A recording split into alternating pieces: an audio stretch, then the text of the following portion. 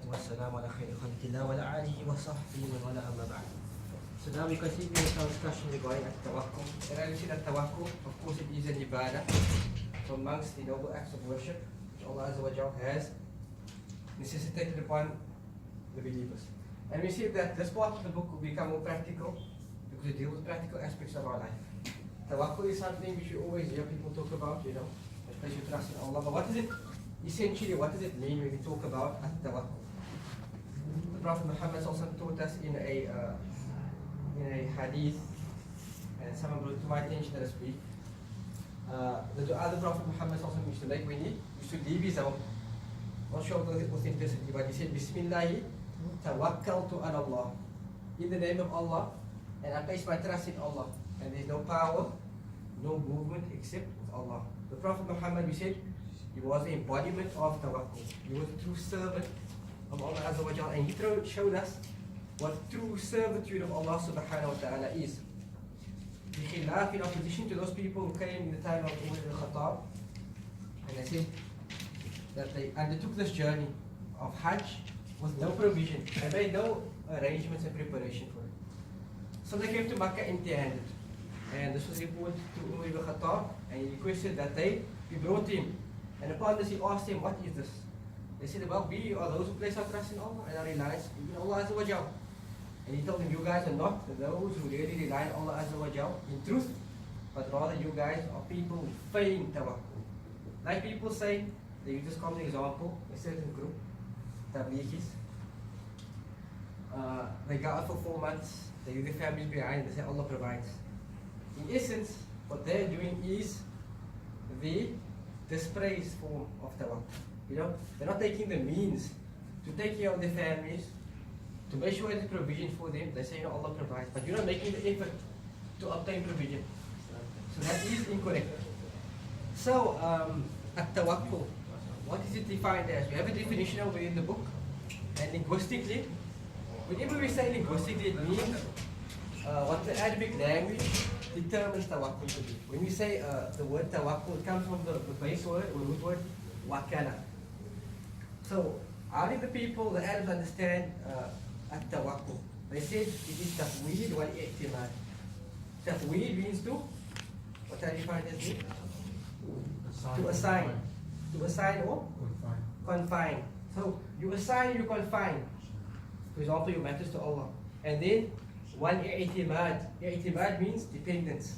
Right? Dependence upon Allah. So we can see the similarity between the linguistic meaning and the Sharia definition. It is assigning your affairs to Allah, no matter what it is, and you also depend upon Allah with regards to all of your affairs. As for the Sharia definition, this is the definition I want us to have. It is the definition of Ibn Taymiyyah, and from this we will derive our discussion. He says, depending, tawakkul means depending upon Allah to obtain what is sought. Because ultimately tawakkul is used, we said, to obtain something which is sought. So you want to, for example, go and get married. So you take the prescribed means. You want to provide for your family, you get a good job, etc. etc. So depending upon Allah to obtain what is sought and to avert what is feared. So obtaining some benefit or averting some harm. Tawakkul is between these two matters. With thiqah billah, with trust in Allah alone. And taking the prescribed means which Allah has permitted us to take. So here we see at-tawakkul, reliance upon Allah does not mean negation of the means. It doesn't mean that the means is negated. And we'll put this into correct context, inshallah. So at-tawakkul, which is praise, so to say, it has got to fulfill 3 conditions. Of course, we're going to read fast. The first one is 3 conditions mentioned. 3 conditions. Relying upon Allah. A true type of reliance. So true reliance. And true reliance will become clear to us soon, right? True reliance upon Allah. Secondly, having trust in Allah subhanahu wa ta'ala and believe that all matters lie in Allah's hands. So all matters lies in Allah's control.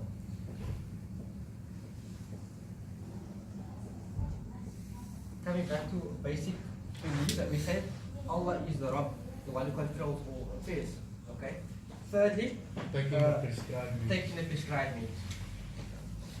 So when a person gathers between all of these conditions, that is true tawakkul. And Allah subhanahu wa ta'ala defined in his book. And the Prophet expounded upon this in his sunnah. He said that as you put your trust in Allah, as you ought to put your trust in Allah, then He would have provided for you like He provides for the bird. The bird leaves its nest in the morning with an empty stomach and returns in the evening with a full stomach. So that means you must leave your house, because Wasim is working from his own so is he feigning tawakkul or is it true tawakkul? No, it means just making the effort. The bird leaves his nest, seeking sustenance, and returns with a full stomach. So effort must be made. True reliance, meaning that your reliance is ultimately upon Allah, not upon the means. But that also doesn't negate the fact that you don't take the means. Ultimately believing that even if you take the means, all matters lies in Allah's control. And this is the benefit of tawakkul, that no matter what befalls you in your life, if you place your trust in Allah Azza wa Jalla, then you are always sufficed. As Allah says, that وَمَن يَتَوَكَّلْ عَلَى اللَّهِ فَهُوَ حَسْبُهُ, that whosoever places his trust in Allah, then Allah will suffice him with regards to all of his affairs. For example, the Prophet Muhammad ﷺ, in the Battle of Uhud, the believers faced a loss. But was the Prophet ﷺ a loser on that day? No, he derived many lessons from that. And so did the believers. And Allah sufficed him with regards to the kuffar. So ultimately all matters lies in Allah's control. If a believer believes that, he knows that no matter what status he reaches in life, he's always a servant of Allah. I'll give you an example. I have to make this example. Two people, they study a course of studies. Same course, everything. The one gets a good job, the one struggles to find work. Both of them made the effort. But ultimately, all matters lies in Allah Azza wa Jalla's control. So, no matter what status you reach in life, you're always an abd of Allah subhanahu wa ta'ala.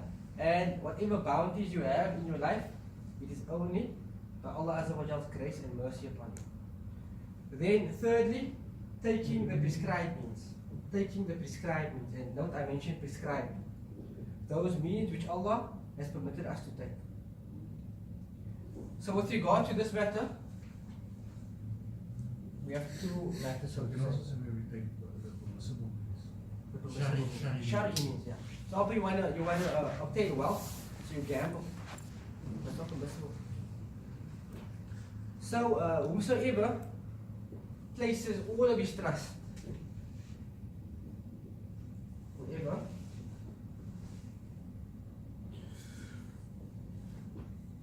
places his sole trust or reliance upon the means only,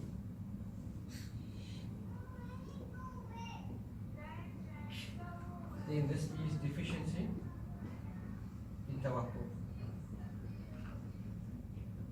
Deficiency in tawakkul. So even says that, if I take this means and this means is the sole way to obtain this, he places trust in that means only. And this is, for example, sometimes people say this medication cured me. Allahu A'lam, what is in people's hearts, but people believe Allah is the ultimate cure. Okay, but they say, this is a very good tablet. Say, this is a good like this, it's going to help you. Say, bi'idhnillah, a believer would say, bi'idhnillah, but Allah's leave it's going to help you. But in and of itself, that tablet or medication that have no ability to benefit you or harm you except if Allah wills. So the person who places his sole trust on the means to obtain something, and that is a deficiency in his tawakkul. On the flip side of this is the person who denies the means. He denies the means, and this is actually leads to a, so to say, a false belief or deficient belief, rather deficient belief in Al-Hakim. Who is Al-Hakim? Allah subhanahu wa Allah Azza wa Jalla, right? The most wise. Even he denies the means, then has a deficient belief with regard to Al-Hakim, because the one who is described with wisdom, he attached results to means. There's no disease except Allah subhanahu wa ta'ala has created a cure for it. So the belief is between that, right? He takes a prescribed means, but doesn't place his sole trust in that means. His trust is in Allah. It's only a means to get to Allah's trust. Yes, it's a means. But he doesn't believe that in of itself can benefit or harm. But he takes because why Allah prescribed us to take the means. Is it confusing? Big dump Wasim. Maybe some more examples. Practical. Okay. So you can swerve in. Once again, you wanna provide for your family, but you don't take the means Allah prescribed for you. And the one who places his sole trust upon the means only, like okay, this is gonna cure me, but the person doesn't accompany it with du'a. No belief that Allah is the one who provides cure, the one who benefits and the one who harms. Then that is a deficient belief in tawakkul.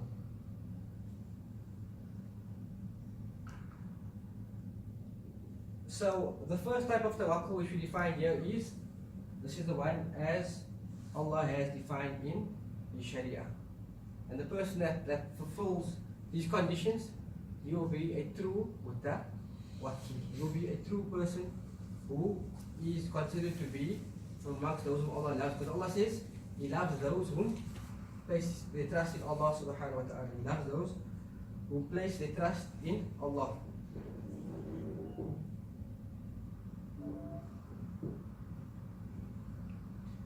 The second type of tawakkul is a tawakkul which is defined to be shirk. And that is when you depend upon something other than Allah with regard to those matters which is specific to Allah. So for example, a person says, Wallahi, without this job I don't know what I'm going to do. How am I going to provide for my family? He's so reliant, and like I said, we're not getting specifics, we talk generalities. Not saying that's a person's belief, but by statement, he says that I'm lost without this job, what am I going to do? And many people, subhanAllah, who find themselves in jobs which are not Sharia compliant, after many years of building a career for themselves, they ask themselves a question now like, what else can I do? That is deficient tawakkul. For example, a person who is in insurance, he sells insurance haram, but he says, what else can I do? I have bills to pay, I have children to feed. Ultimately, وَمَنْ يَتَوَكَّلْ عَلَى اللَّهِ فَهُوَ حَسْبُهُ. Whosoever places his trust upon Allah subhanahu wa ta'ala sincerely, as he ought to place his trust in Allah, then Allah will suffice him. That should be a believer's belief in life. The word is taking heat. The sunnah is the right word, without paying the bills. Yeah, they say that. Yes. So, at tawakkul, which is shirk, the person says that, if my boss fires me, I don't know what's going to happen to me. That's the only way you see that Allah can fulfill your needs. So he places his sole trust upon that which in reality is only the right of Allah. Then he gives another example. He says, like reliance in a total sense, or as al-juz'i, or in a small way, it depends upon the means and the means alone. So he puts his trust solely in the means, or he doesn't put the means in the proper context. He says, you know what, this means is making me obtain that. Now he says the means, Allah created, made it a means, and by Allah's leave, the means benefit. So Sheikh al-Islam ibn Taymiyyah, he says that with regards to the different sects, so to say, with regards to tawakkul. And I will see actually the benefit of knowing the different sects in regards to tawakkul.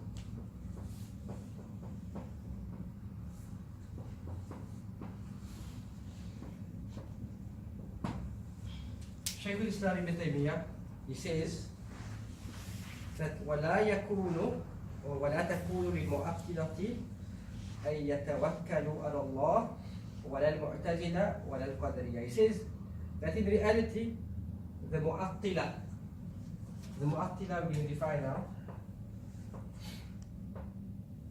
The mu'attila, and we say the deniers, the negators. Deniers, he says also the mu'tazila, or the qadariyah.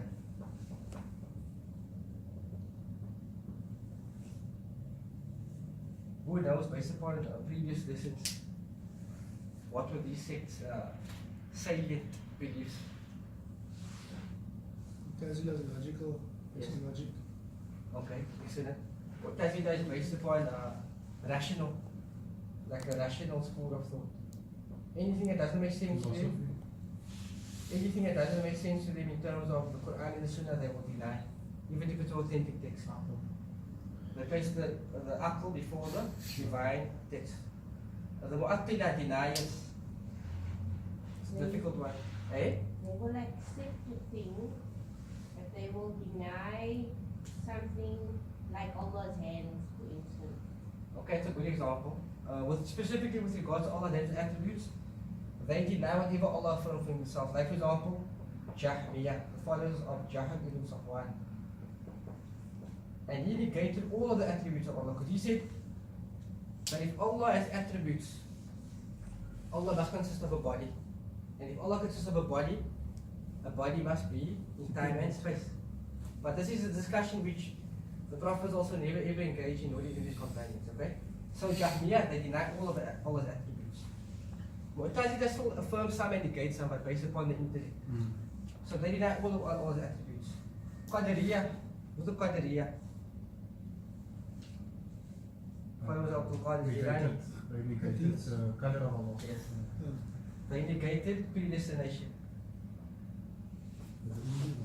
They negated. If you think about it now, Qadr. Yes. In the exam, I should have put an exam as a multiple choice. Qadariyah, followers of Abdul Qadir Jilani. But to say Qadariyah, those people who celebrate the night of Qadr. So these three sects, Sheikh al-Islam Ibn Taymiyyah says that these three sects, they can't have true reliance upon Allah. Why? Because if the Mu'attila deny all Allah's attributes, then how can you place your trust in someone, in a being that you don't believe is perfect in his essence? They can't fulfill your needs, they can't protect you, they can't benefit you, etc. etc. But the Mu'tazila are the same, because they negate, for example, that Allah that Allah, for example, is wise, because wisdom is a human quality, and Allah cannot have a human-like quality. Then the Qadariyah, they negated predestination. So they deny saying that Allah has created means, which believers will take in order to obtain something. So you see that these three groups, in essence, they cannot have reliance upon Allah subhanahu wa ta'ala.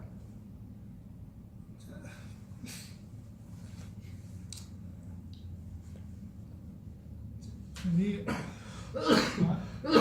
why is it so important to know the various sects? This question came up before. Because surely just teach what you believe is right. Yes. Don't worry about other people. You know, because that's difference of whether it's difference of opinion or whatever. But now it's like, I don't know. Well, the poet said, Because I mean, I lent evil. Mu'tazila and all those things, I mean, To a large degree, we will say it's like none of this, I mean, like, it's non-existent. there is, I don't know. So, Okay. look, Say?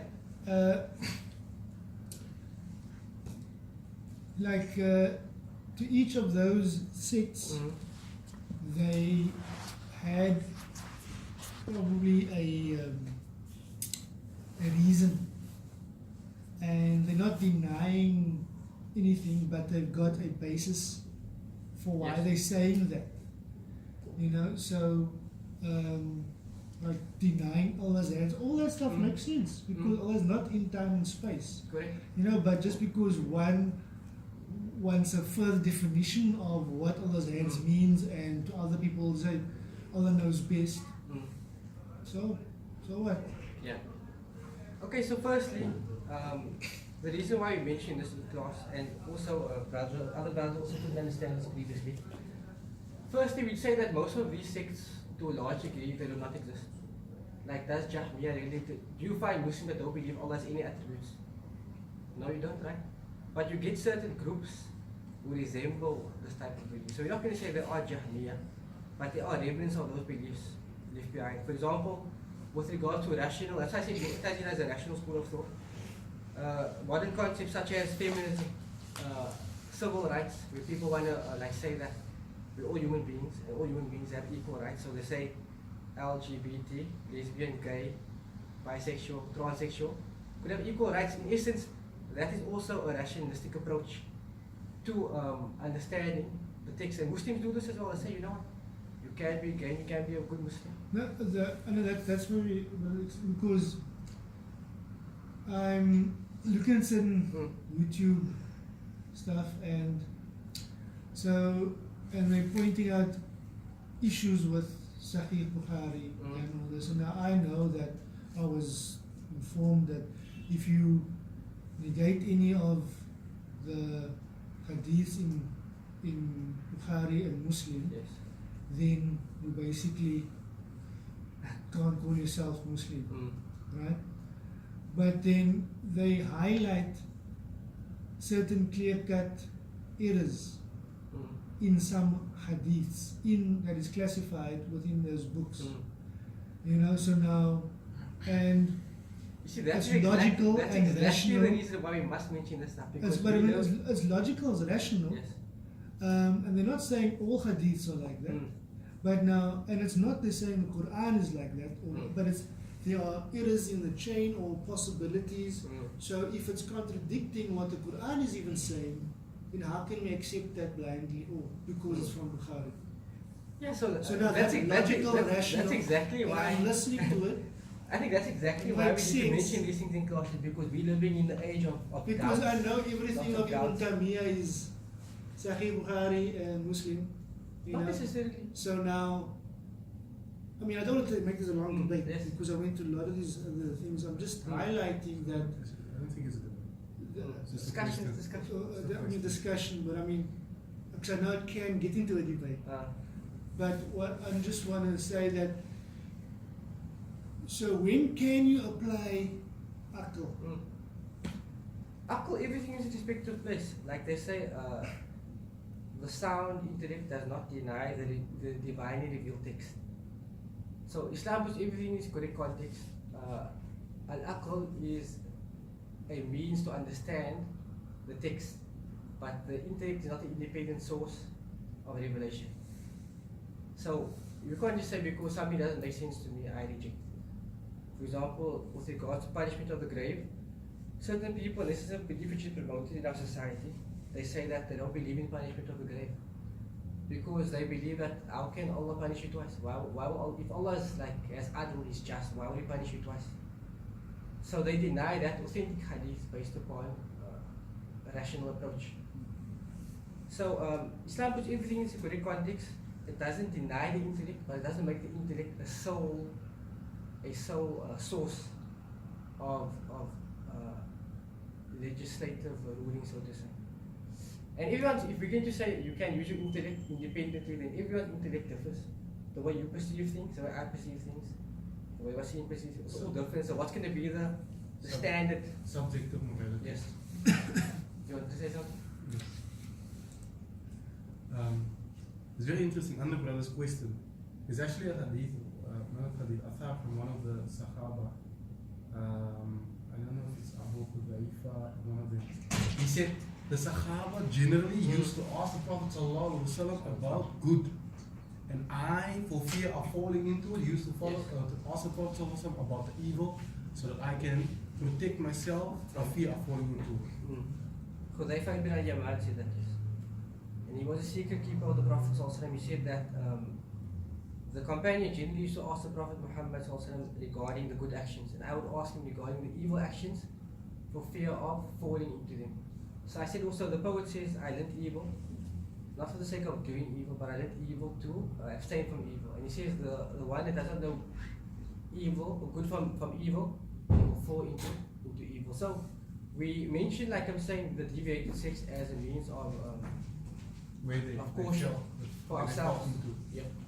And it's not for anyone in this class specifically to label anyone into these sects. I'm saying, however, what you understand in class. Like I said, in class you speak in generalities, not in specifics. And also, like the hadith, which speaks about the splitting of the ummah. That is, the Jews will split into 71 sects, the Christian will split into 72 sects, and this ummah will split into 73 sects. Each and every single one of them will be in the hellfire except one. And there's various interpretations of this, but putting everything regarding the difference of opinion, regarding hadith, etc., is that we want to be sure that we're the safe sect. So in order to obtain that, we must believe as the Prophet also believed and his companions.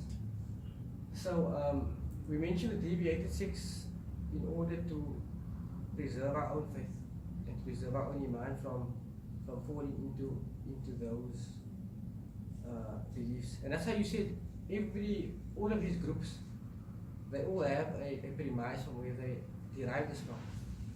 But from the beginning we said that everything in this class will be discussed according to what Ahlul Sunnah have agreed upon as sources of evidences. That is Quran, the Sunnah, and the consensus of the companions. And there's other sources as well, like for example, the intellect, the sound intellect, that hasn't been adulterated by other groups and sects. And then the fitrah, every newborn is born upon the natural inclination to worship Allah.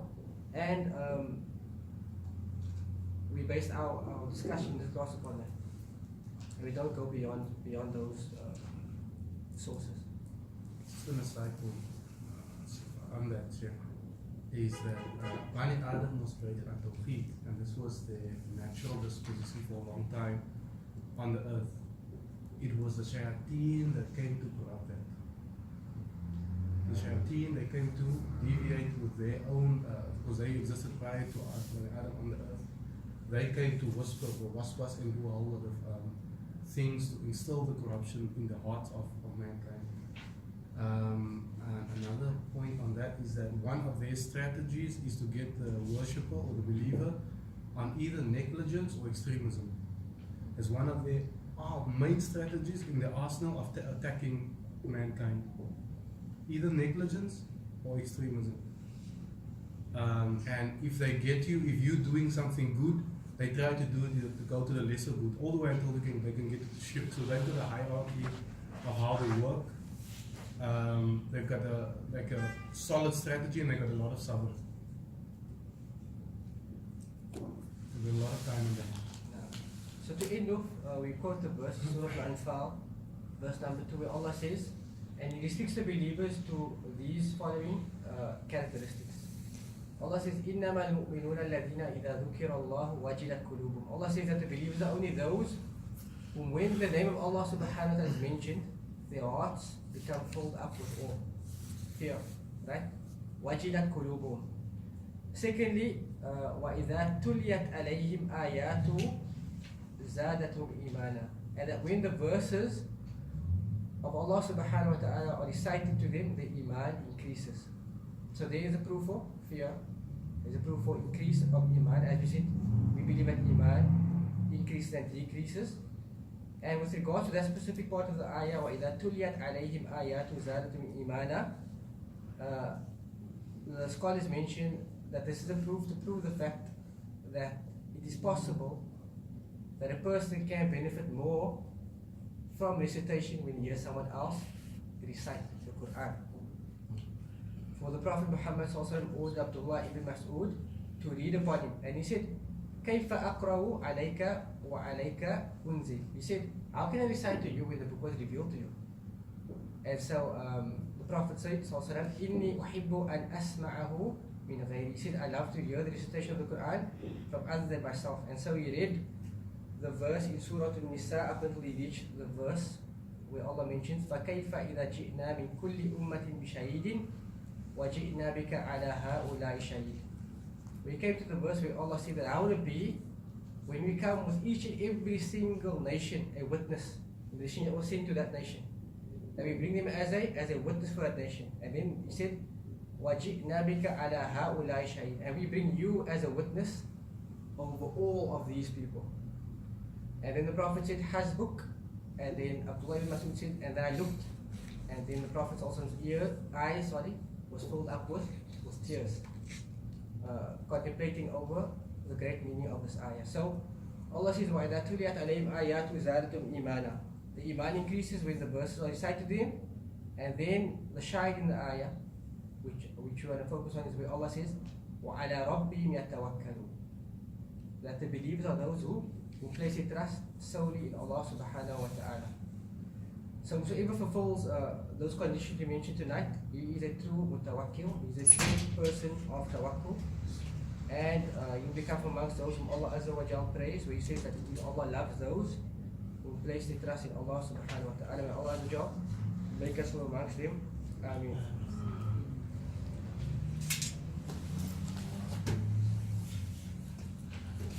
Is there any questions?